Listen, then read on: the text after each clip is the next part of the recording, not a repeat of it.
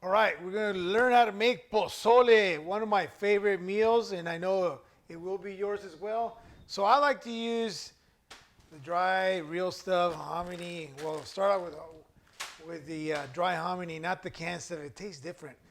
The process on this is that we'll put this to boil, and I got a white corn, white maize, and a red one. I just blend it. You can do one or the other, but I just like the mixture of colors in there.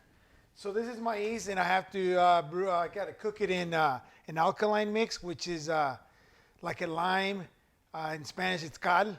And so I'll put that in there. Basically, it rehydrates it. This is a 2 pound. I just looked it up because I wasn't sure. I just make stuff. Like I said, I never measure stuff, but just for you guys, I'm doing this. So actually, they told me that 1 pound of dry corn yields, what is it? 1.5. What did I say? 4.5. 4.5 cups. So it'll grow. It expands. So this is 2 pounds. 2 pounds here. That's going to yield after it's cooked 9 pounds or 9 cups of maize. So these 8 pounds here will eventually grow. I'm going to get a bigger pot. And I'm going to start with eight pounds of corn. And pretty much that'll feed like 40 to 50 people. It depends on how hungry they are. You could probably feed 50 people. I'm going to include pork feet, backbone or espinazo. And I could add little chunks of meat, but I think that's plenty of meat in there. The reason why is that the backbone has a lot of meat. It adds a lot of flavor. And then as it cooks, it just dissolves and it falls off the bones and that. And it's plenty of meat because most of the time I have more than enough meat in there. And then it's just too much. You want to have a little mix of corn, meat, because there's also all the different sides that go in there, and I'll talk about that later. So for now, let's go ahead. Like I said, it's just cooking it, and I'm gonna throw it in the pot with some lime, cal.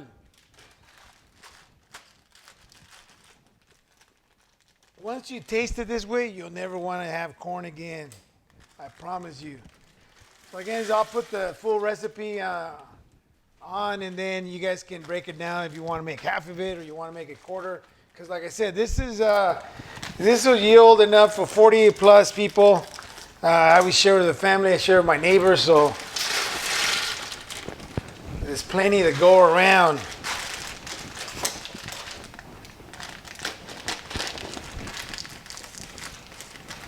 What the lime does, it cleans it. I lost some corn.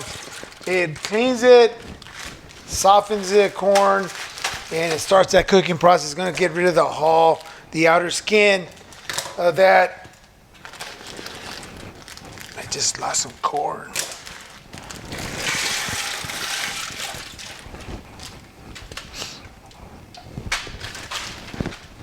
And this is 2 ounces. I'll probably put half the package on there. More cooks better.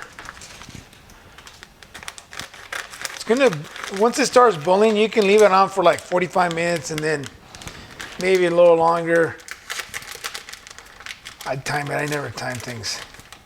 I just do it by watching it. Gotta put the whole thing.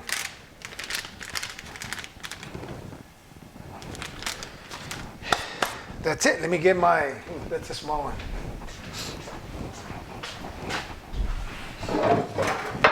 Let me get my little spoon for the bigger pot. And I'll give it a stir. And like I said, I'm going to have it on here, cooking on here, at least an hour. I'll leave it an hour and a half. And then I'll let it sit. And then by that time, it should be cooked enough and softened. It's going to almost double in size. By that time, then I'm going to take it out of the lime. And I got to rinse it and clean it all. And then I'll put it back in a larger pot because, like I said, it's going to quadruple in size. And that'll be the last, where it eventually cooks off. And I start adding the different meats in there. But for now, we'll come back when I'm cleaning it to show you how to clean it. We'll see you back. I heard it. All right, we're back. So the thing's still cooking. We're almost done. Then I'll turn it off. But meanwhile, I started cleaning the chilies. And I got guajillo chiles. Most of the time I use that. I'm adding a couple of different chile today, which is a pasilla or chile negro. Just for a little different flavor. Just there's a couple here. It all depends what you use. I mean, I'm making this, I told you, it's like 8 pounds of corn. And these were kind of small. This was one of the bigger ones. So I already cleaned like 20 something, So it's not a mound. I kind of look, I never measure anything, but You know, like I said, it just varies what size of chili. So I'm going to show you how to clean them. I usually snap the stem off here. I use a knife and I run it up. They're brittle because they're dry. And I make sure they're cut. Open it up. Take the seeds out. Ready. And what I'm going to do is boil this water, steep them in hot water so they soften up, and then I just blend them.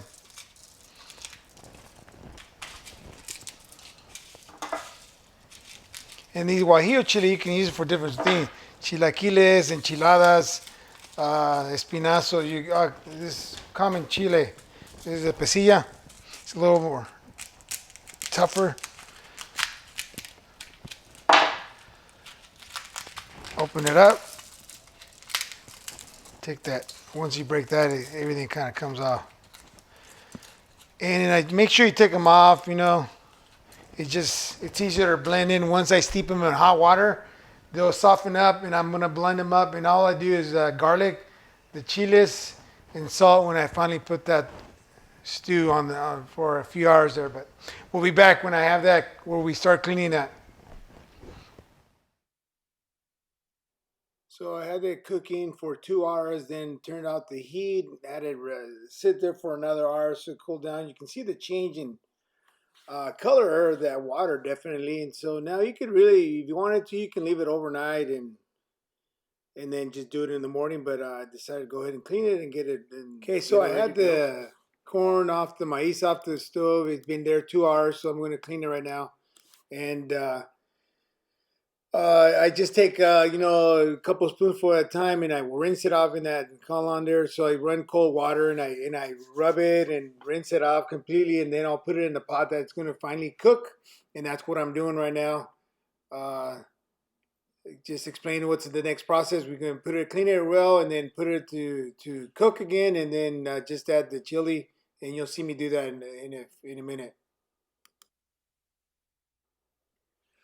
Okay, so I have the chilies. Remember, we started guajillo chilies and pasilla chiles, and I also added some chile de árbol, which is spicy. It's really tiny, but it's spicy. And I just threw in like a few, maybe only because I don't want to make it really spicy. I'm just gonna add a little flavor to it, and it's steeped in hot water. The chilies hydrate and they get softened. And I'll blend them into there. I use some of the same water that was in there to add to that. You know, adds a lot of flavor because they were steeping in there and the chili flavor. If you have a strong enough blender, like a Vitamix, or I got a Blendtec, you know, it's powerful. So that thing, blends really well. I think I blended for 1 minute, and it does well. I don't have to strain it. I don't feel I have to strain it. But if you have a blender that doesn't really chop up or blend the items to get well, you might want to blend the chili mix or the puree in there so it doesn't get too many flakes on there. But like I said, if you have a powerful blender, you will not have that problem with your chili puree. Okay, here's the finished product. Like you see, it's a puree after blending it for 1 minute. And like I said, I'm not going to strain it. I don't feel like I have to strain it, but just put it in there. Basically, all I have in there are the chili, guajillos, pasilla, the árbol, chile de árbol, maybe about 5 of them, 6, and the garlic that I put in there. I'm going to start putting the corn to cook, the hominy, and it'll be on there maybe an hour or so, and then I'll start adding the meat. Actually, I think I threw the backbone in first. I just like it dissolving, and it breaks up all the meat that's in the backbone. The bones flavor it well, and I think I added the pig's feet as well. And then the last thing I will add is the shoulder meat. I did end up putting some shoulder meat in it, not much, but like I said, that pot right there will feed about 40 people, 40 to 50 people. There is the backbone, but neck bone or backbone espinazo in Spanish, and that's what flavors the pozole. To tell you the truth, it's all that bone in there is going to stew. It's going to flavor it, and that meat just falls apart from it. And if anything, and like I said, that has plenty of meat on it. I don't think you need more than that, but I went ahead and put some meat on there. And then I had the little pig's feet right there.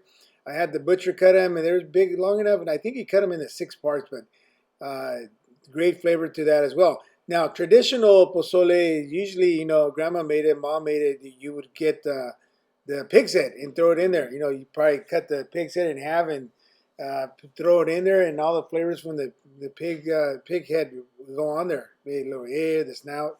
But I didn't. I usually don't do that. That's not a. I don't find that item in the butcher that often. So backbone, neck bones, grade, pig's feet, and shoulder meat if you want that on there. And here we have the finished product.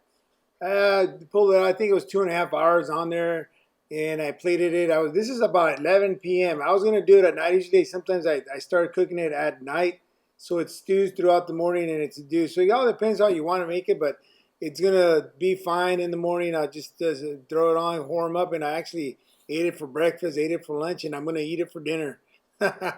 So you got garnishes there. You have radishes, oregano, onion. I had